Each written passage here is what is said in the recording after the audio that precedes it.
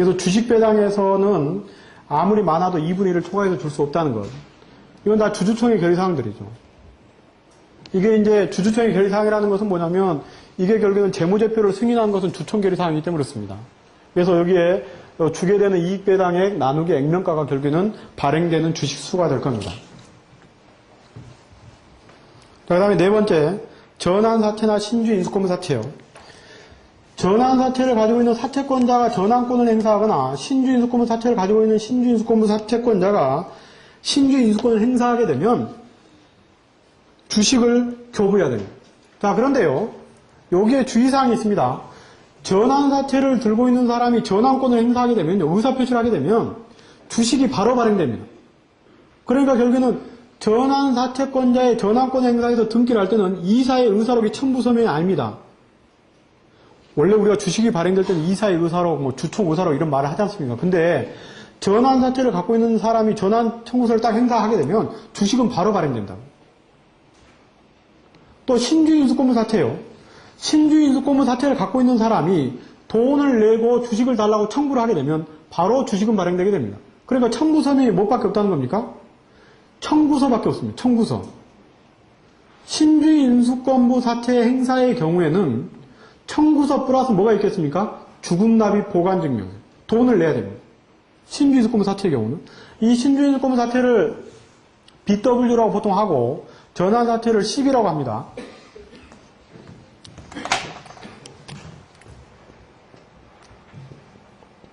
근데 이것은 신주인수권을 행사를 해가지고 행사를 하는데 여기에 돈을 내야 되는 것이니까 행사 청구서하고 주금납입 보관증명서가 있죠.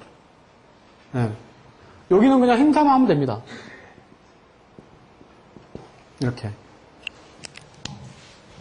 그러니까 이게 제가 한 2년 정도 전인가요, 그 용인에 있는 회사에서 연락이 왔는데, 등기를 해야지, 이제 신주인수권부 사채의 경우에는 등기를 해야지 돈을 찾아올 거 아닙니까? 등기를 해야지 돈을 찾아오겠죠. 주금납입 보관된 돈. 근데 회사 입장에서는 돈이 한 40억 묶였는데 등기를 할 수가 없다는 겁니다. 등기를요. 등기를 왜 못 하냐 그랬더니 찾아봐야 된다고 그랬다는 것이, 그렇죠? 그쪽 지역에서 법무사들이 찾아봐야 된다. 이걸 잘 모르겠다 이런. 근데 실은 서류는 이것밖에 없죠, 그렇죠? 청구서하고 이것만 있으면 등기하고 돈 찾아올 수 있는데 결국에는 아무것도 안 하고 있는 것이죠. 그러니까 이게 이사의 결의를 해야 되는 것인지 아니면 주총 결의를 해야 되는 것인지 또 혹시 뭐 다른 서류가 있는 것인지 근데 없다는 것이죠. 없다는.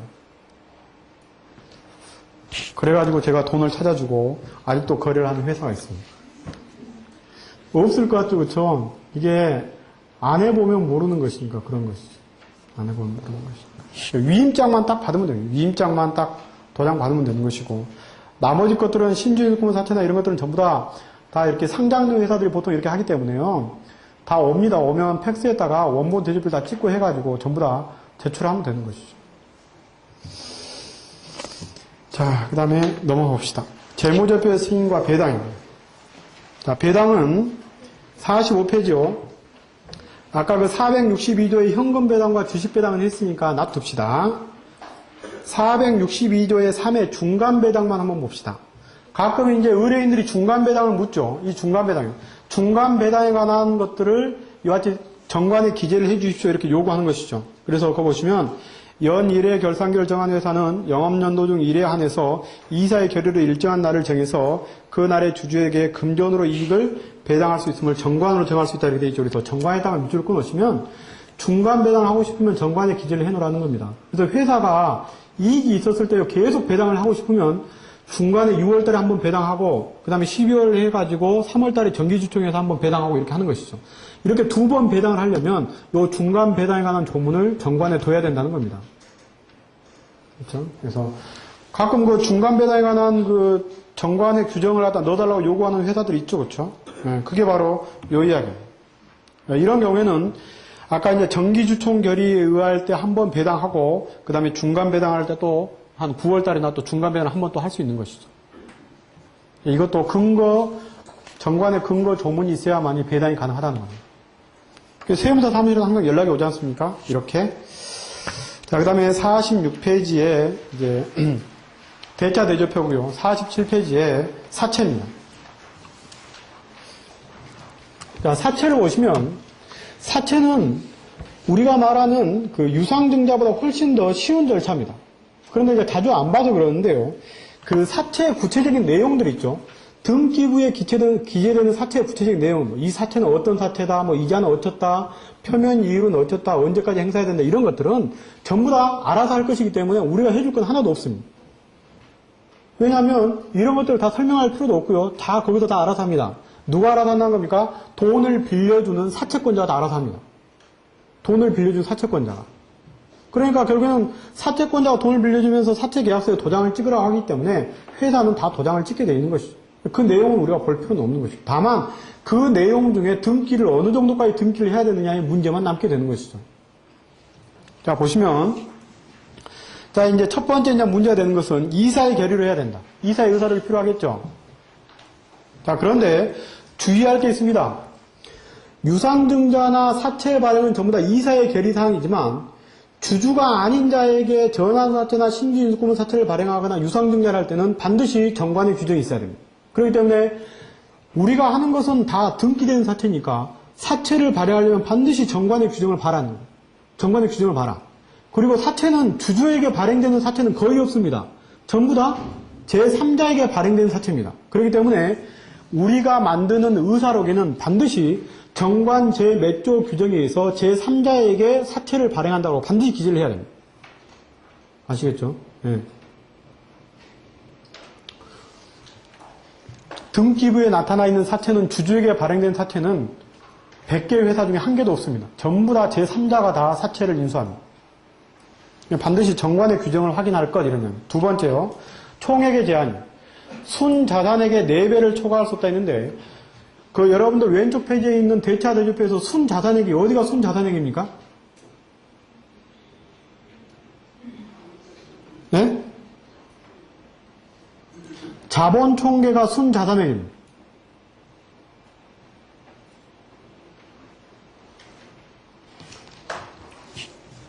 그래서 이제 자본금 5천만 원, 자본잉여금, 이익잉여금, 자본조정 이렇게 돼 있는데 그 위에 나와 있는 자본금, 자본잉여금, 이익잉여금 요게 나와 있는 돈 정도 더하게 되면 이게 바로 순자산액이라고 보시면 됩니다.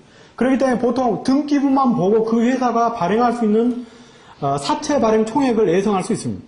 그러니까 등기부에 자본금이 1억이면 여기 1억으로 기재되어 있을 거 아닙니까? 그렇죠? 여기 1억으로 기재되어 있으면 그 회사가 발행할 수 있는 사채 총액은 4억을 발행할 수 있다는 거예요. 아시겠죠? 그러니까 순자산액의 4배라 했는데 이 순자산액이 도대체 뭔 말이냐. 그렇죠? 여기 나와 있는 이 자본의 총계가 대부분 이 자본의 총계를 순자산액으로 보시면 되고요. 특별히 자본잉여금이나 이익잉여금이 없으면 이것은 바로 자본금이 순자산액의 기준이 된다고 보시면 됩니다. 자, 그 다음에 474점 공모발행과 사채 청약서 이렇게 있는데 여러분들이 가끔 신문에 공고문에 보시면 사채를 발행합니다 이렇게 나오는데 이게 공모발행 이런 경우에는 사채 청약서가 있는데요.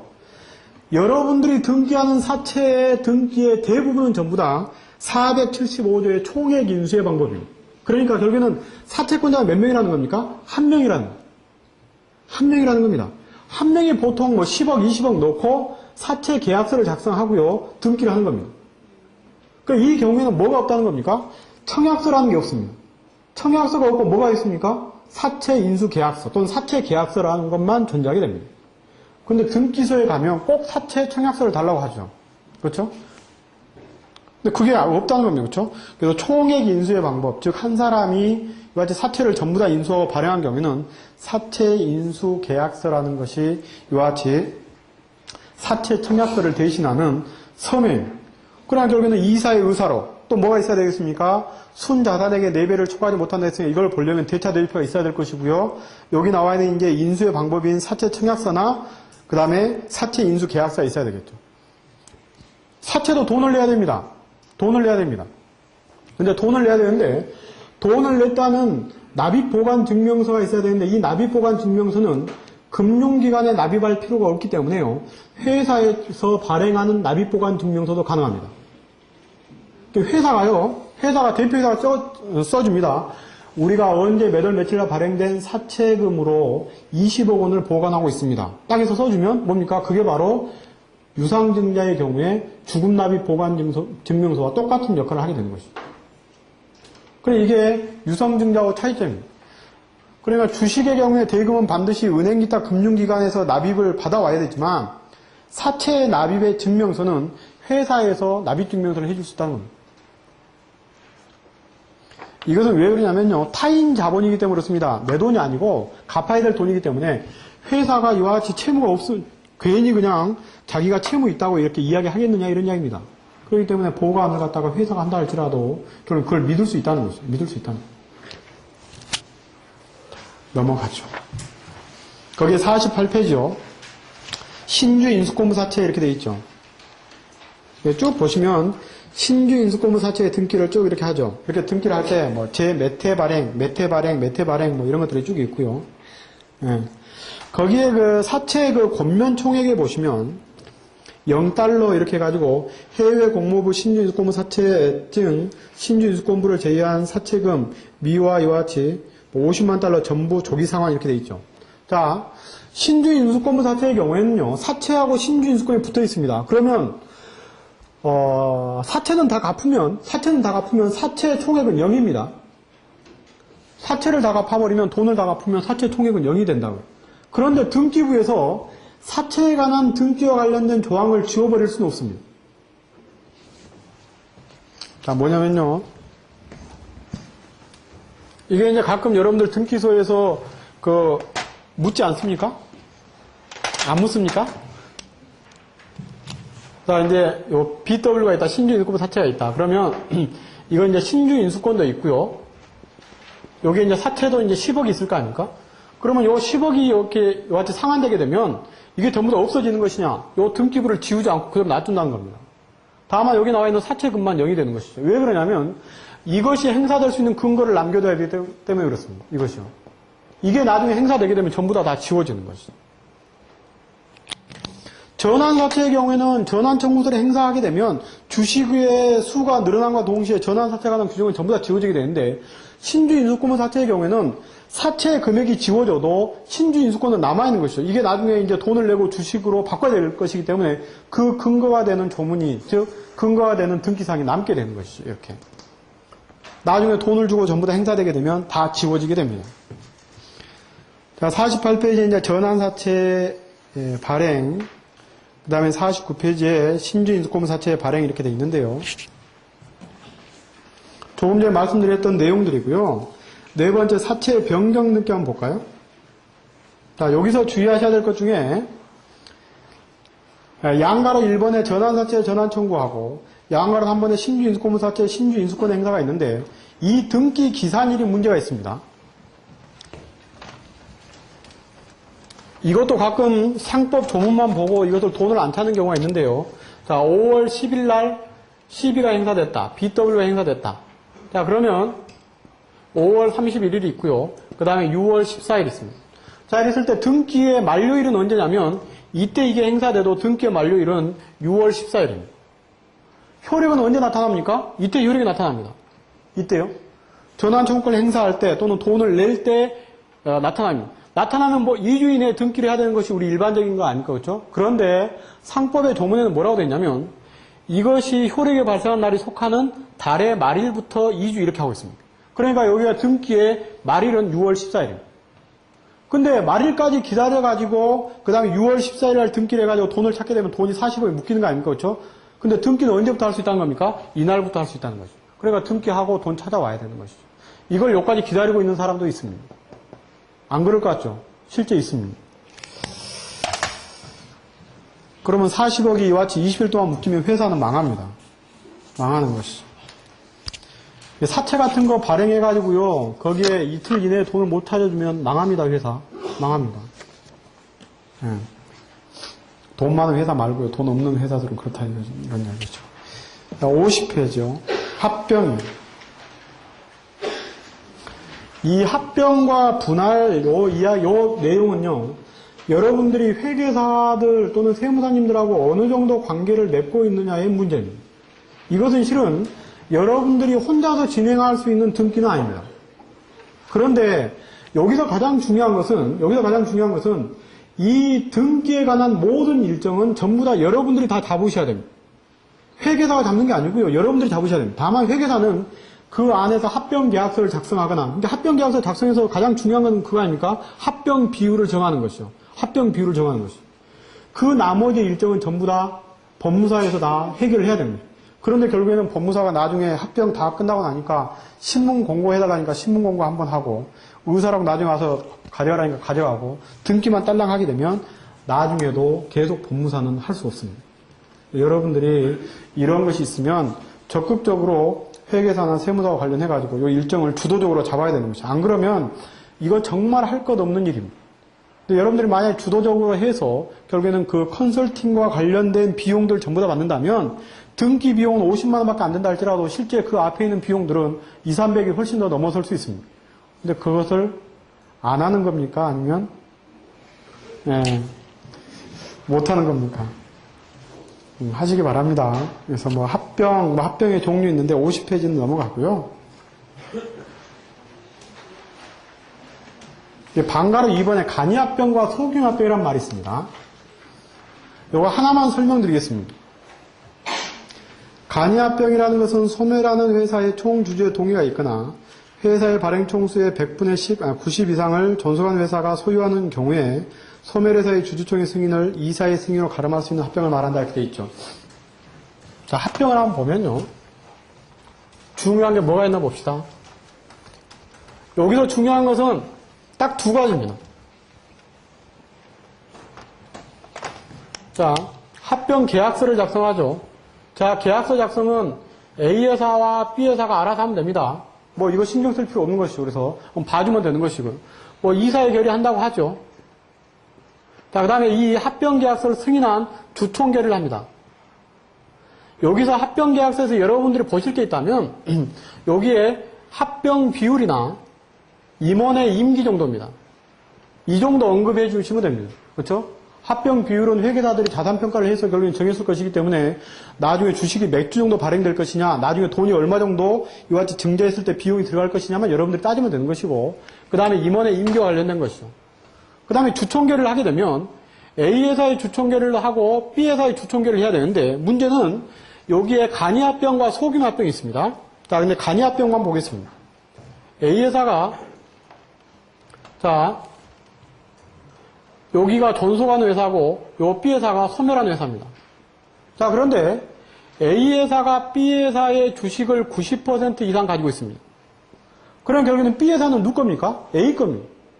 그러면 결국에는 여기에 주주총회만 하게 되면 실은 요 B회사의 주주총회는 별도로 할 필요가 없을 것이다. 왜냐하면 B회사의 주주나 A회사의 주주나 다 이와 같이 B회사의 이익을 해할 염려가 없을 것이기 때문에, 즉 주주의 이익을 해할 염려가 없을 것이기 때문에 여기에 이사의 결의로 할 수 있다는 겁니다.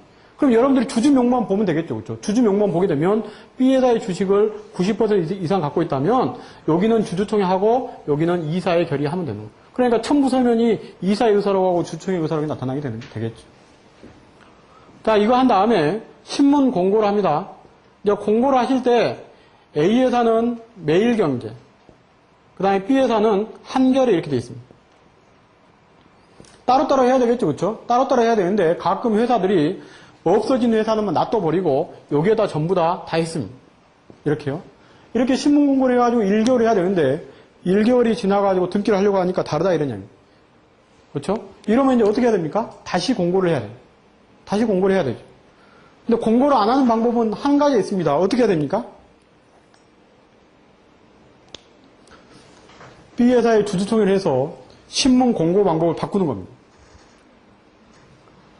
그러니까 이제 거기에 바뀐 일자가 옆에 기재되어 있다 할지라도 일단 겉으로 드러나는 일자는 뭐로 해야 됩니까? 매일경제 이렇게 만들어 놔야 되겠죠. 그렇죠? 그러니까 이제 등기 2, 3일 전에 이제 이걸 매일경제로 바꾸는 겁니다. 이렇게 해서는 안 되는데 근데 어쩔 수 없지 않습니까? 다시 1개월 뒤로 돌아갈 수는 없는 거 아닙니까? 그렇죠? 예. 등기소에 다시 공고하라면 이제 바꿨으니까 매일 경제로 다시 공고를 하든지 해야 되겠지만 이렇게 해가지고 등기를 해본 적이 자, 나중에요. 제 잘못 아닙니다. 제 잘못 아닙니다. 우리나라에 아주 커다란 그 법무법인에서 온 내용입니다. 자, 그 다음에 나중에 이제 요 보고총회나 그 다음에 창립총회를 해야 됩니다. 근데 여기에 의사록을 만들어야 되겠지만 의사록을 만들지 않고 이렇게도 할 수 있죠. 주주들이 많고 그러면 이사의 의사록, 이사에 결의해가지고 그냥 신문으로 공고를 해버리면 됩니다. 그러니까 신문 공고문이 2개가 첨부될 수도 있죠. 이렇게 여기 A, B 3개, 그리고 결론적으로는 3개의 신문 공고문이 첨부될 수도 있고 아니면 그냥 여기 의사록 만들고 여기 의사록이 있고 여기 이사의 의사록이 있고 이렇게 만들 수 있는 것이죠. 합병에서 중요한 것은 이 정도 이야기입니다. 신문 공고의 내용만 이와 같이 우리가 놓치지 않으면, 이것만 놓치지 않게 되면 등기 안 된 특별한 문제는 없죠. 왜냐하면 그 사이에 전부 다 만들어낼 수 있으니까요. 그래서 그 간이합병과 소규합병은 주주총회를 하지 않고 이사회를 해서 하는 경우도 있다 이러네요. 이게 간이합병과 소규모합병이 서로 겹치는 경우도 있습니다. 한쪽은 간이합병의 형태가 되고 한쪽은 소규모합병의 형태가 되기 때문에 두 회사 모두 다 이사의 결의를 하는 경우도 있습니다. 자, 그 다음에 넘어가죠. 분할 봅시다. 53페이지 보죠.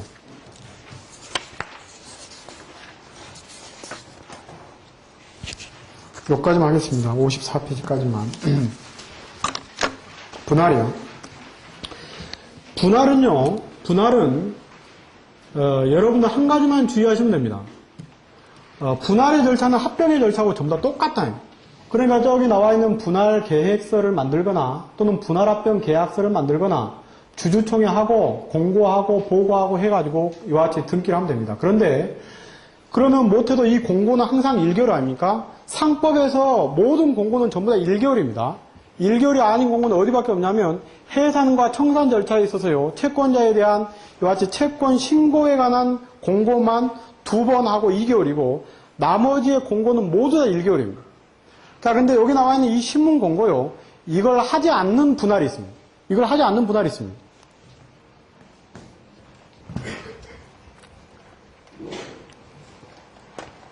자,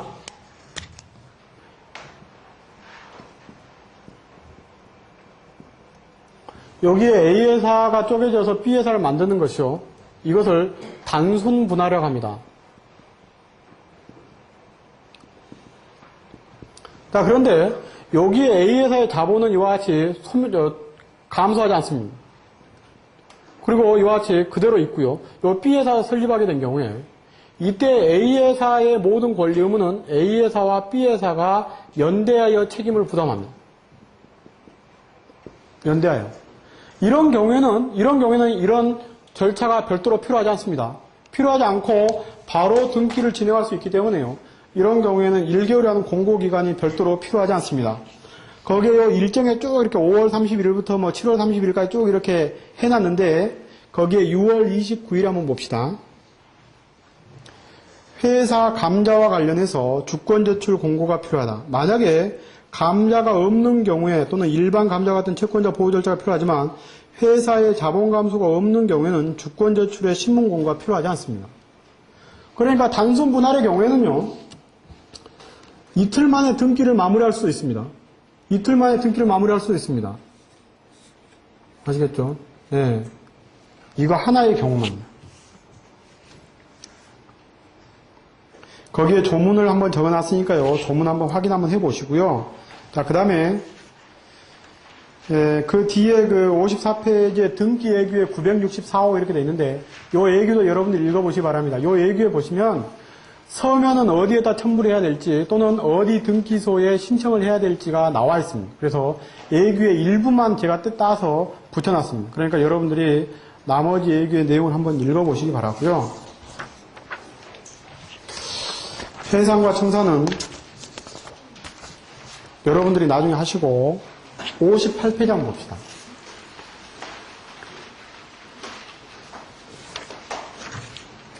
외국인 투자 관련 회사입니다. 여기에 보시면 두 번째 외국인 투자기업이라는 게 있고요. 세 번째 외국회사의 영업소 설치라는 게 있습니다. 세 번째 외국회사의 영업소 설치라는 것은 외국에 본점을 두고 국내에다 영업소를 설치한다는 이야기입니다. 지점을 둔다는 이야기입니다. 이게. 그런데 두 번째 나와 있는 외국인 투자기업은요. 외국인 투자기업은 외국인이 투자하는 자본금이 5천만 원 이상이고 그자가 5천만 이상을 투자해가지고 주식의 10% 이상을 취득하는 경우에는 반드시 이 외국인 투자기업의 등록 절차에 따라서 회사를 설립해야 됩니다. 아시겠죠? 그러니까 외국인과 관련해서 두 가지 경우가 있다는 겁니다. 하나는 외국 회사에 지점을 설치하는 영업소 설치와 관련된 등기가 있고, 하나는 외국인이 투자한 자본금이 50% 이상이고, 그 다음에 5천만 이상이고, 그 사람들의 지분이 10% 이상이 되는 경우에는 뭐라고 되어 있습니까? 첫 번째는 외국인 투자 신고를 해야 됩니다. 외국인 투자 신고를 한다는 것은 이런 돈들이 이번에 회사가 설립할 때 또는 유상증자를 할 때 이런 돈들이 들어옵니다라고 은행에 신고를 해야 됩니다. 그러면 그 은행에 신고를 하게 되면요, 은행에 그 계좌로 돈이 들어옵니다. 돈이 들어오게 되면, 돈이 들어온 게 확인되면 나중에 그 돈을 찾아서 뭐 하면 되는 겁니까? 이와 같이 주금 납입하고 설립 등기하면 되는 겁니다. 그러니까 결국엔 설립 등기하기 전에 있는 절차가 뭐냐면 외국인 투자 신고라는 거예요. 외국인 투자 신고는 제가 하는 게 아니고요. 외국인이 직접 하는 겁니다. 근데 그렇기 때문에 외국인으로부터 위임장을 받아서 결국에는 외국인 투자 신고를 하게 되는 것이죠. 위임장은 여러 개를 받게 됩니다. 첫 번째는 투자 신고를 내가 하겠다. 그 다음에 나중에 돈이 들어오게 되면 그 돈을 찾아서 주금 납입을 내가 하겠다. 또는 기타 의사록에 기명난로 내가 하겠다. 이런 것들을 한꺼번에 위임장을 받죠. 그래가지고 투자 신고도 하고 돈 들어오면 뭣도 하고 이렇게 한다는 겁니다. 물론 위임장 하나 받아가지고 은행에 넣어놓고 옛날에 해놨으니까 신고할 때 거기에 다 기재되어 있으니까 한꺼번에 합시다 이렇게 하면 뭐 좋은데, 은행에 따라서 또 이와 같이 또 문제를 삼는 것이 있으니까 반드시 위임장을 그렇게 받아놓는 겁니다. 신고할 때 위임장, 주금 납입할 때 위임장, 그렇죠? 이렇게 별도로 받아두는 것이죠. 그 다음에 거기 보시면 뭐 방가리 이번에 회사 설립 등기는 하면 되는 것이죠. 아까 회사 설립 등기도 주주들이 이와 같이 공증을 하려면 인감을 찍어줘야 되는데 인감이 없으니까 서명 공증을 해줘야 되는 것이고요. 또 취임을 하려면 취임 승낙서에 또 서명 공증을 해줘야 되는 것이죠. 이런 것들은 여러분들이 일반적인 내용이니까 아실 겁니다. 그 다음에 뭐 사업자 등록증의 발급 이렇게 돼 있는데, 사업자 등록증을 발급할 때도 첨부된 서면들이 다 있지만 그것은 외국에서 구하는 게 아니고 국내에서 자기가 신고했던 은행과 또 등기부 등본을 다 첨부하기 때문에 이것은 국내에서 첨부한 서류들이기 때문에 별로 주의할 건 없습니다. 네 번째 나와 있는 외국인 투자기업 등록도 마찬가지고요. 그렇죠? 가장 외국인이 돈이 들어올 때 주의할 것이 있다면 투자 신고를 할 때 위임장 등을 전부 다 받는다, 이것 빼놓고는 없습니다. 이것만 사전적으로 하시면 됩니다. 위임장을 받는다. 먼저 이것들을 해야만이 설립 등기를 할 수 있다. 이 정도만 여러분들이 절차상 주의하시면 되는 것이고요. 오른쪽에 외국회사의 영업소 설치의 등기는 외국에서 이사의 의사록 만들어 와야지 지점을 설치할 수 있겠죠. 이사의 의사록. 그런데 일본 같은 데서 우리나라에 지점을 두는 경우에는 일본은 등기부가 있기 때문에요. 일본 등기부에다 지점 설치에 등기를 할 수 있습니다. 그러니까 일본에서 등기부를 떼게 되면 우리나라의 서울에 이와 같이 구로동 몇 번지에 이와 같이 지점이 설치되어 있다는 겁니다. 그러니까 그것 가지고 등기를 할 수 있다는 것이죠. 그거 가지고. 그런데 만약에 그런 제도가 없는 뭐 싱가포르라든가 뭐 미국이라든가 이러면 결국에는 거기에 우리나라에다가 영업소를 설치한다는 이사의 의사록을 가져와야만이 지점 설치에 등기를 할 수 있다는 것이죠.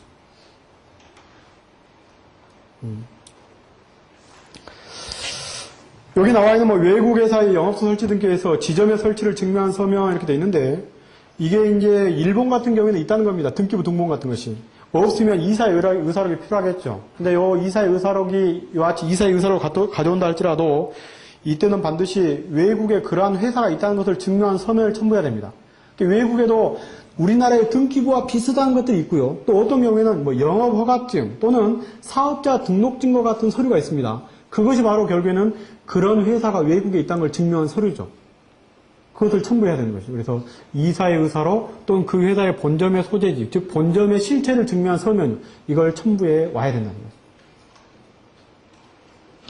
거죠. 이 정도 두 가지 정도가 있다고 생각하시면 여러분들은 뭐 나중에 일 처리하시는 데는 특별한 문제가 없을 것이고요. 하나는 빼먹었지만 여러분들 하나 하시기 바랍니다. 하나 하시고, 오늘 짧은 시간 내에 그냥 빠르게 이렇게 진행을 했는데, 제가 오늘 말씀드리고 싶은 것은 뭐냐면요. 등기를 하는데 이게 필요합니다. 이게 중요한 게 아니고요. 그게 왜 필요한지를 최소한 알고 있어야 되고요. 최소한 상대편한테 그러한 내용을 설명해 줘야 됩니다. 설명해 줘야 된다고요. 그렇죠? 그랬을 때만이 여러분들이 이런 상업등기뿐만 아니라 다른 등기나 또는 다른 일도 다른 사람들보다 앞서서 일을 할 수 있을 겁니다. 그렇죠? 그래서 여러분들의 질문사항들은 나중에 제가 한꺼번에 받아서 이렇게 정리할 수 있도록 하고요. 오늘은 이 정도 마치고요. 자주 뵐 수 있도록 하겠습니다. 오늘 수고하셨습니다.